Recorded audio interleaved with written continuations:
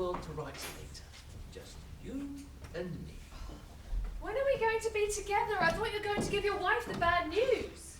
Any day now, Mirabelle. But these things need precision timing. We are not dealing with an ordinary woman.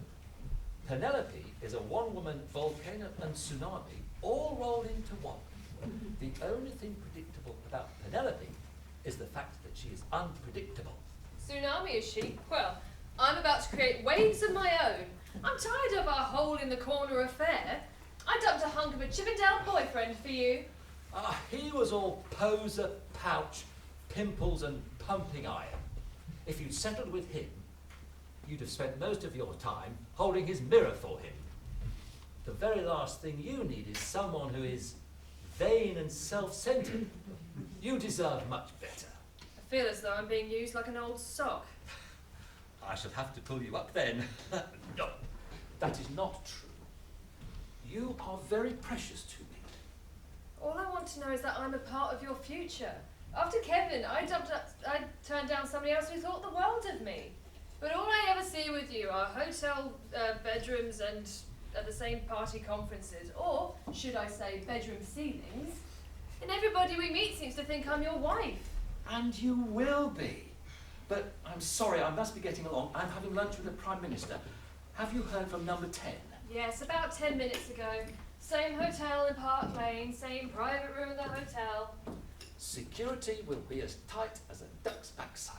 Oh, and the PM says he wants Mike Blake with him. Damn cheek! Mike Blake carries less weight than a hamster's jockstrap.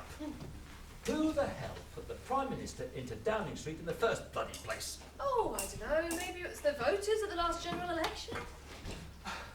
It was this newspaper. Now, I may be too modest to claim the credit, but it was my campaign that won over the voters. Well, he's quickly forgotten. Still, you're the only editor he seems to trust. It must be my integrity. And he needs me. I get the exclusives, and he gets a good press. I make up for what the gutter press write about him. That lot have no scruples, you know. No, but it is amazing how often they seem to get it right about him and his cabinet. Do not ever praise the opposition in my presence. Call me Mr. Unassuming if you like, but beneath my soft exterior, I like to think I run the best newspaper in Fleet Street. Well, it was your modesty that was one of your more endearing characteristics. Oh, bless you, my little rosebud. I've never believed in being conceited, although there are times when I have good reason to be so. Now, away with you. We can save the country some water and share a shower later.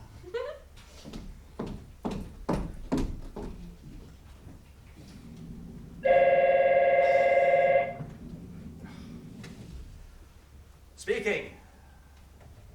Hello, Mike.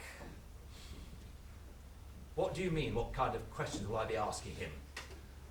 It is a meeting between two old friends. Of course I know he's the bloody Prime Minister. I've known him since he was a nobody, and, to be perfectly honest, since you were a snotty-nosed little urchin in short trousers. I don't care what you think. I don't even see why you should be there. New policy procedure? Load of old cobblers. Yes. All right. Take your piddly little notes. You write more drivel than Enid Blyton. At least she had more balls than you. Yes. Chilled, dry white wine. Yes. I'll see you there. Look forward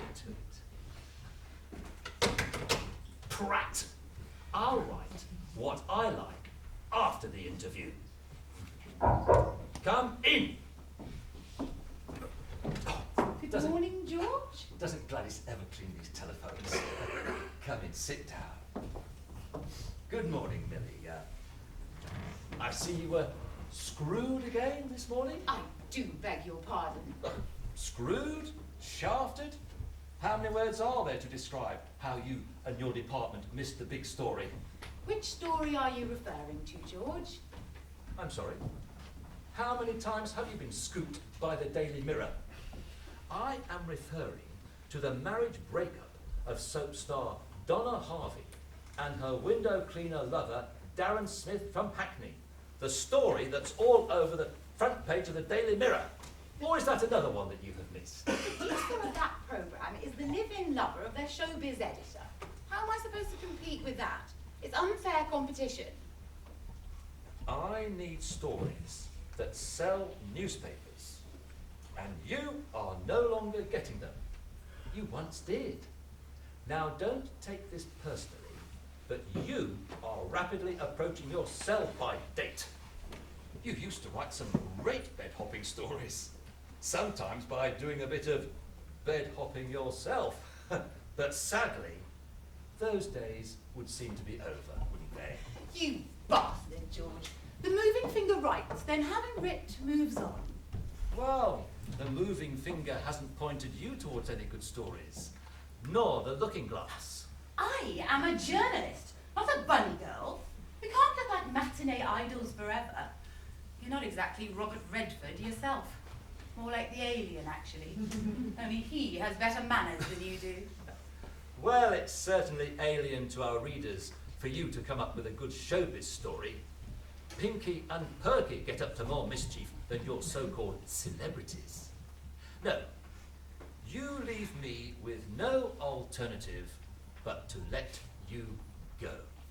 Your contract is paid up, your leaving cheque is with accounts, pop in and see personnel as you go, the security staff will show you out.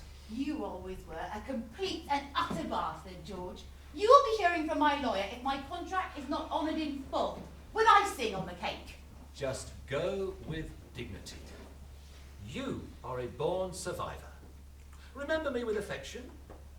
I've been good to you over the years. I always signed your expenses, even though they never added up. Ooh, I will always remember you with affection. Particularly the time we hit the sack during the Labour Party conference in Blackpool. That was a drunken aberration, and you know it. There were 4 drunken aberrations that week, if I recall correctly, George. You were engaged to be married to Penelope at the time, if I also remember. Later, I had a child, Amanda. I can now reveal she is yours. I've never told you that before because I didn't want her to know that you were her father. What? You are joking? Is this blackmail? What a joke about babies, George. Do you want to take the necessary test? Don't get maternal, George. You don't see your own sons from dusk till dawn. Well, they've grown up hardly knowing what you even look like. Although, maybe that is a blessing. I don't know what to say. I have a daughter. Just forget about her, George. She won't want to know you. She's seen you on the telly, and she thinks you're an arrogant, conceited, pompous prick. I can't think why. Just think about it, George. If my payout is generous and fair, well, my memories of amorous encounters with you will disappear like snowflakes in summer. If my cheque is piss poor, then dear Penelope will hear the grim truth. You wouldn't. Then there was that nubile secretary from the political department. Susie, wasn't it? She became pregnant, and there again, I understand, you were the father. Oh yes, I remember her crying on my shoulder at the time. Luckily, she went to back to her boyfriend, who was a cropper, and lived happily ever after. Trust the good old British Bobby to come to the rescue, eh? Just think of all the maintenance money the Met Police have saved you over the years. You take no notice of her. She was just a lying little tart. Darling, the details. She described you to a T. Wham bam, thank you ma'am. Asleep in 3 minutes. She even counted your moles. 6 of them at the time. 5 of them under your left shoulder blade, and 1 of them even on your... All right. Yes, we had a dalliance at one of the office Christmas parties. Yes, just 3 weeks after your wife gave birth to your first. Even when she was giving birth, you were in a Manchester nightclub, chatting up a mini-skirted croupier. It was was so drunk he didn't even realise it was a man in drag. I'm sure Penelope doesn't want to hear about your little dalliance with Susie, nor the casino cross-dresser. And I do hope I don't have to see you in court. Just one question. Are you absolutely convinced your daughter is mine?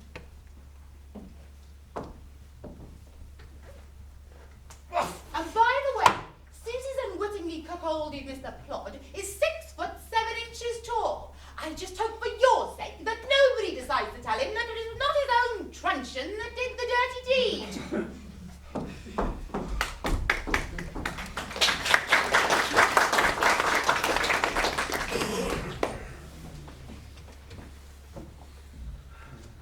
Security?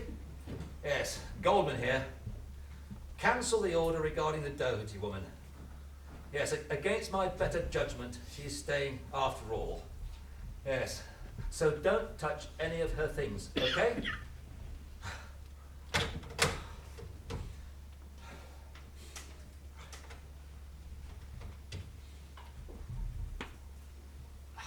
Jeffrey, George here. How's my favourite chief accountant? Listen, could you cancel the leaving cheque for that Doherty woman? Yes. Call me a big old softy, but I'm giving the old biddy a second chance. Yeah. Oh, and could you increase her car allowance by £50 a month? Even though I know the old girl uses a broomstick. Yes, I'm just too kind-hearted for my own good. Next lunch is on me. Good. Arnold Brown to see you again. Oh, send him in. Yes, Mr. Goldman? Brown, sit down. About Pancho, the Spanish donkey. Any news on what's happened to him? We thought we had him, Mr. Goldman, but we seem to have lost it. Him. Excuse me? We thought we had him in the bag, but we've been stitched up by the freelance in Barcelona. It looks like the son has got the donkey. The son have got it, but the farmer promised the animal to us for a 4-figure sum. Well, the son offered £5 grand, and the farmer has snapped up. Get over to Spain right now and give the farmer whatever he wants. I want that donkey back here in London where he belongs. Hopefully with a large crowd to welcome him and TV cameras to capture the moment. Failure is not an option. We owe it to our animal-loving readers to save the life of that poor donkey. I will do my best, Mr. Goldman, but fitting it in with our investigation into the transvestite vicars of Clapham Common is really going to stretch our resources. It won't be the only thing that's stretched if we do not get that donkey back. Kidnap the bloody animal if you have to and stuff it somewhere where the sun cannot find it. Like where? Another farm? No, you idiot. In a hotel. The sun will never think of looking for a donkey in a hotel. You can keep the animal in your bedroom until it's safe to ship him over. In my hotel room? In the summer heat of Spain? What about the terrible smell? The donkey will just have to get used to it. I have a better idea, Mr. Goldman. How about we send over Sam Burkett from the sports desk? Enthusiastic chap, but he's been at a loose end and could devote himself full-time to the job. And he's been keen to get back into harness after that interview incident following Brown plus 5-0 home defeat. How is Sam's nose? Virtually healed up. Okay. But make sure he does a good job. He won't let you down, Mr. Goldman. Won't let you down. He had better not. Otherwise I'll have both of your heads on a plate of paella if there's any cock-up with this assignment.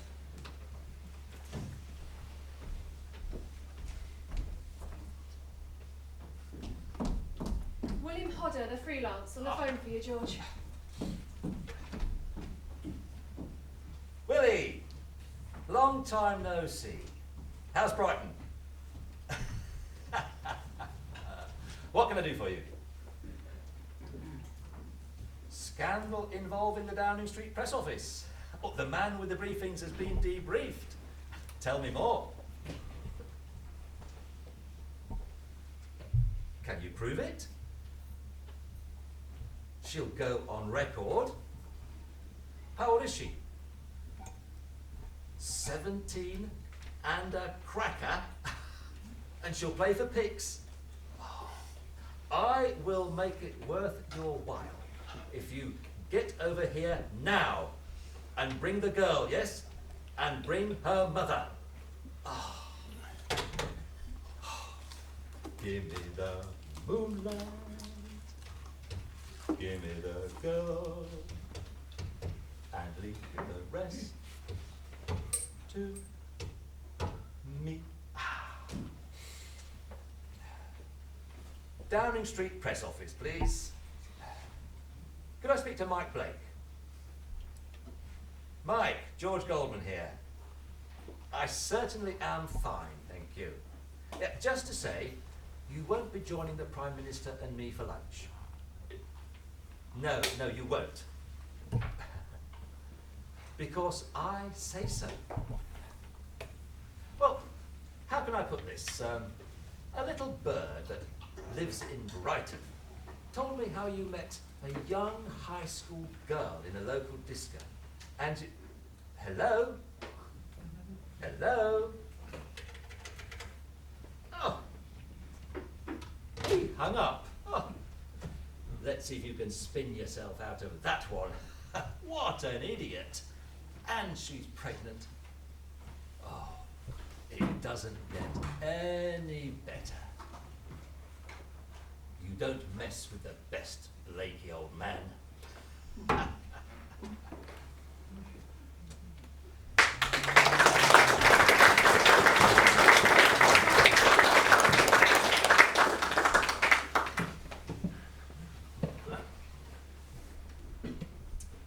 Oh, well, I might as well get this over and done with. Can you send in Milton and Brown, please?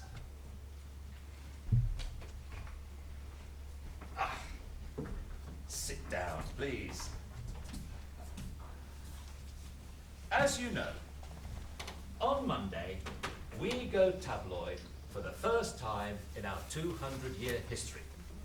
The print unions are virtually eliminated, thanks to Maggie Thatcher, and the new technology is with us. The rewards for this are huge. But in order for the surviving journalists to prosper, we cannot carry any passengers, and we have to be efficient. As you also know, our owner is seeking major city financial investment in our publication. I don't know when this will happen, but when it does, we will not be able to carry any passengers, and these types are ruthless, conniving, and hard-nosed.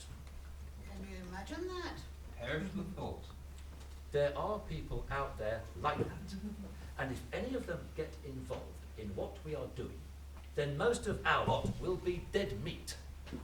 So, I intend to start implementing some changes to stop them from poking their grubby little snouts into our business. Their noses are like cash-seeking guided missiles.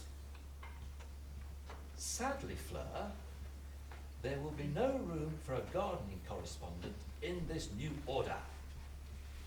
I'm being fired. But Sir Max said I had a job for life. Well, Sir Max is dead, and you are over 60. Not exactly a spring chicken, are you? More like a wrinkly old winter turkey.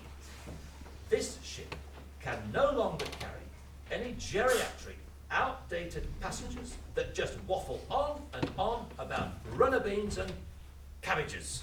You swine!